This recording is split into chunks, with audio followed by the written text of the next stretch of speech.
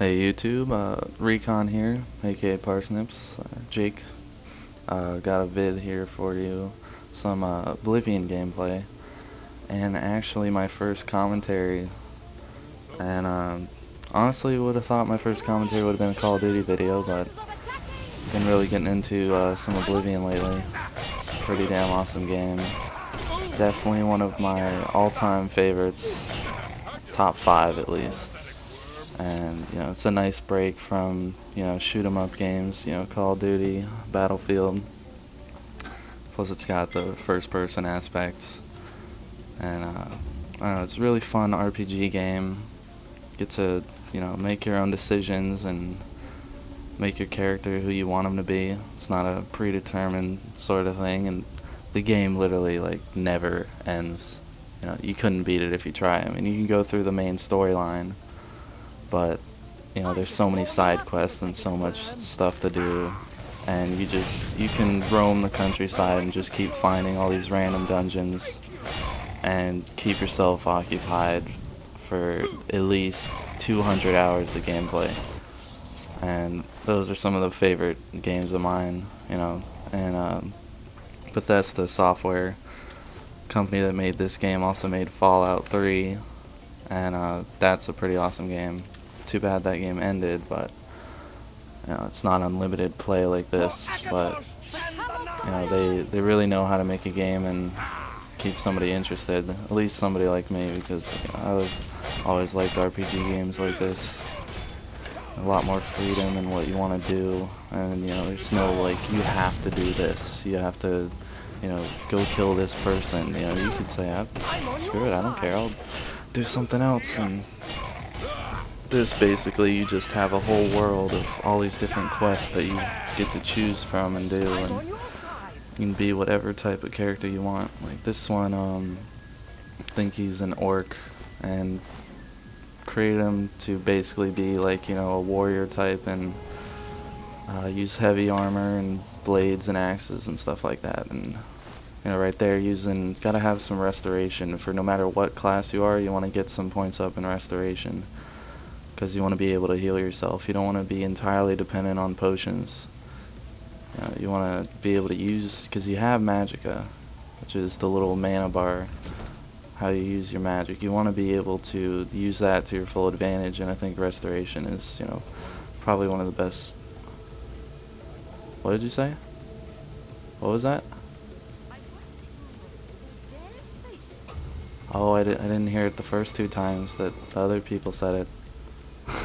Don't know what the hell that was all about, but right here, you definitely want to save whenever you can. Like when you see there's a big room coming up and there's going to be some enemies on the other side, you definitely want to save and be safe. That's another thing with these types of games. You're going to want to save as often as possible, because you could, shit could go wrong. You could make a wrong decision, you're like, oh crap, I probably shouldn't have done that, and then your save is, right back there. I mean, it has auto-save, but, it only saves at certain times. So you want to be able to load your save whenever you want. So this quest, I decided for my first Oblivion video, and deep in this quest line, which is questing for the armor of the Crusader to take out this guy, Umaril, who's like a Daedric demon. And basically what happens first is you go in the city of Anvil, and there's this crazy old dude called the Prophet, and he's just standing there preaching all this crazy crap.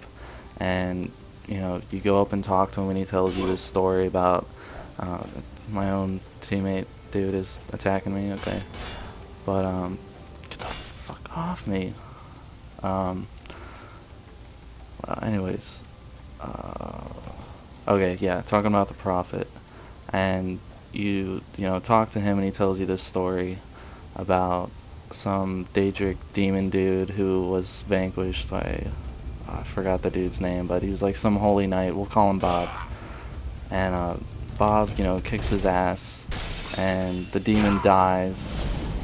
But then he goes into Oblivion, which is like the demon realm, So he goes in Oblivion and he was able to like recreate himself and come back to life and travel between the earthly realm and the Oblivion realm. So he didn't quite kill him, and with this quest line, the demon guy is back, and you're basically talking to the prophet, and he says you have to go find all the lost armor of the Crusader, because it all has these magical powers, and you need it in order to defeat the demon. And that's actually him, I think, shooting at me and shit. But can't get me. But you need to go and find all these different armors, and like there's a mace and a sword and a shield and all the armor and shit, which is what I'm wearing right now. And first you have to go all around Cyrodiil, which is like the place where this game takes place. And you have to go all around Cyrodiil, and there's 9 different altars, and there's 9 gods that the people worship. And you have to pray at all these altars and get the blessings of all the gods. And then once you have that, it tells you to go to this little, like, they call it a priory, and it's a little place where the Knights of the Nine who protected the Holy Crusader armor, that's where their, headquarters place was. And so you go back there, and it's like all in ruins, and then you go downstairs into the basement, and then there's this like secret area, and then all these ghosts of all the old Knights of the Nine come, and you talk to them, and each one, first you have to defeat them. You have to like stand in, a circle, and then they come at you one by one, and you have to kick all their asses. And then once you whoop all of them, then you can start, they say you're worthy, so you go and I think it's the Helm of the Crusader that you get first. I could be wrong, but so you get the Helm of the Crusader, and then you are able to talk to each of the knight, and they tell you about, how they failed in trying to get one of the pieces, and then they tell you how to get one of the pieces of the armor. So, like for example, talk to this one dude, and he tried protecting the gloves of the Crusader, and I guess he was wearing them or something, and he got really pissed off at this beggar guy who kept asking him for change. We all hate those dirty hobos asking for change. But so he, I guess, hit him and then killed him, and then his gloves were left there at the scene of the crime, and then there's like some curse placed on him because he killed the guy in the chapel. So there was a curse from one of the gods, and they were stuck there on the floor of the chapel, and no mortal man could lift them. So to go and get the gloves, you go there and you realize you can't pick them up, and then you talk to one of the descendants of the knight who killed the guy, and then there's this curse on his whole family, and they're always weak. And the only way you can get rid of the guy's curse for him is if you take the curse on for yourself. So you take the curse on for yourself, and then that's when the gloves are able to be picked up. And it's just like a bunch of run-around stupid quests like that. I don't know what the hell that's all about, but guess I'm feeling fat. But after you get all the armor, then you go back, and the prophet comes and talks to you and the knights, and like all these people keep coming to the priory place. I'm like, oh, can I join your order? I want to suck a dick. You're awesome. I'm like, yeah, sure, I guess. Whatever. And so the prophet comes and then tells you to go to the place where I'm at now, the little underground dungeon place. And that's where you'll fight this guy, Umaril. And, but you have an advantage. He gives you this spell called the Blessing of Talos. And, oh shit. Fallen into nothingness. That's scary. Okay, getting teleported.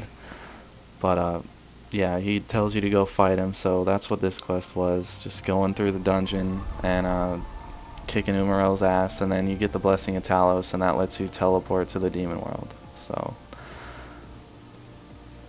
I hope you enjoyed this commentary.